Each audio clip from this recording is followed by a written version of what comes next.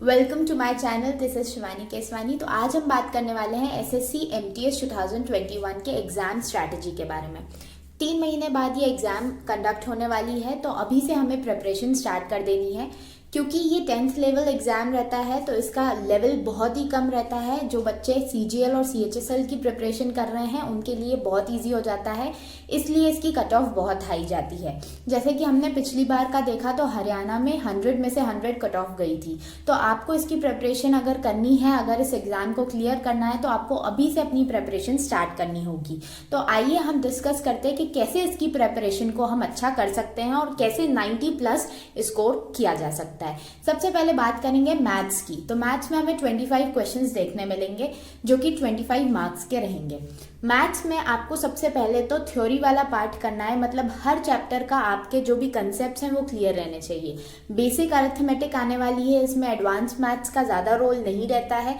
Mensuration आती है, वो भी फॉर्मूला बेस्ड। तो आपको सिर्फ अपनी फॉर्मूलाज को बहुत अच्छे से स्ट्रॉन्ग करना है और जो भी थ्योरी वाला पार्ट है उसको अच्छे से स्ट्रॉन्ग करना है, क्योंकि यहाँ पे हमें इस एग्जाम में 90 मिनट्स मिलने वाले हैं, मतलब आपके पास काफ़ी टाइम रहने वाला है। तो आपको जितना ज़्यादा आएगा आप उतना अच्छा स्कोर कर पाएंगे। इसलिए सबसे पहले अपने मैथ्स के जितने टॉपिक्स इसके सिलेबस में हैं उसको क्लियर कीजिए। यूट्यूब के वीडियोज़ से आप क्लियर कर सकते हैं। बहुत जिन टीचर्स से आपको अच्छा लगे, जिन टीचर्स के साथ आप कंफर्टेबल हो, उन टीचर्स से आप मैथ्स के टॉपिक्स को क्लियर कर सकते हैं। नेक्स्ट आ जाते हैं हम रीजनिंग के पोर्शन में। तो रीजनिंग बहुत ही इजी लेवल होता है इस एग्जाम का। रीजनिंग के कुछ टॉपिक्स ही ऐसे होते हैं जो एक नॉर्मल एवरेज बच्चे को नहीं आते, बाकी सारे क्वेश्चंस हम आराम से उसके कर सकते हैं, ईजिली कर सकते हैं। तो इसके कुछ टॉपिक्स जैसे मिरर इमेज हो गया, तो ये अगर आपने कभी नहीं पढ़ा है तो आपको नहीं बनेगा। तो इसके पहले कंसेप्ट क्लियर कीजिए। आप कंसेप्ट क्लियर करने के बाद आपकी रीजनिंग में फुल स्कोर कर सकते हैं आप रीजनिंग में। नेक्स्ट आ जाते हैं हम इंग्लिश पे। तो इंग्लिश में इसमें कुछ हार्ड एंड फास्ट वाली इंग्लिश नहीं आती है, वोकैबलरी और जनरल ग्रामर पे बेस्ड आती है। तो इसके लिए मैं आपको एक बुक सजेस्ट करूंगी जो मैं खुद यूज़ करती हूँ। नीतू सिंह की एक बुक आती है, आप उसको यूज़ कीजिए। उसमें ग्रामर के बहुत अच्छे से रूल्स दिए हुए हैं, उन रूल्स को अच्छे से पढ़िए और उनको अप्लाई कीजिए जब भी आप मॉक टेस्ट लगाएं। लास्ट सेक्शन जो आता है वो है जीके का।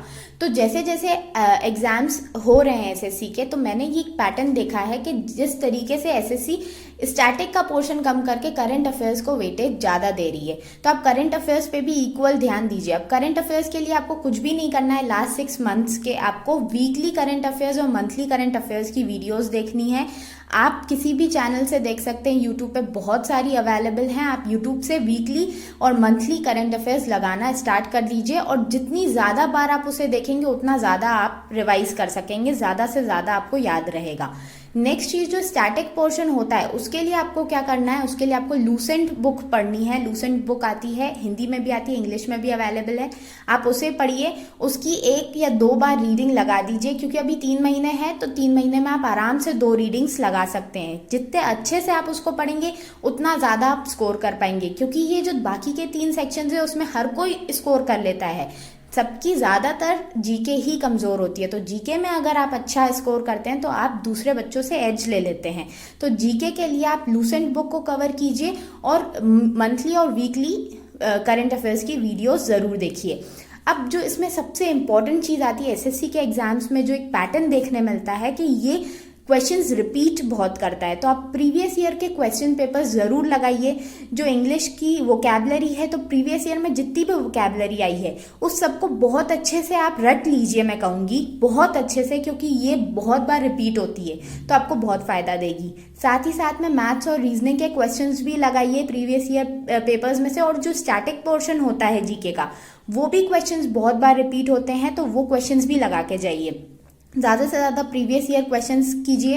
प्रीवियस ईयर क्वेश्चन पेपर्स आप इजीली गूगल से डाउनलोड कर सकते हैं। अब जो चीज़ आती है मॉक की, तो मॉक अभी स्टार्टिंग में आप हफ्ते में 1 देना स्टार्ट कीजिए और धीरे धीरे करके इसे हफ्ते में 2, और फिर लास्ट महीना जो आपके पास बचेगा, जो कि रहेगा अप्रैल मई जून में आप रोज़ मॉक लगाना स्टार्ट कर दीजिए। रोज़ एक मॉक लगाइए। इसमें आप जितनी अच्छी प्रिपरेशन करेंगे उतना ज़्यादा आप स्कोर कर पाएंगे, क्योंकि कट ऑफ बहुत हाई जाती है, लेवल बहुत कम रहता है एग्ज़ाम का, इस वजह से कंपटीशन बहुत ज़्यादा रहता है।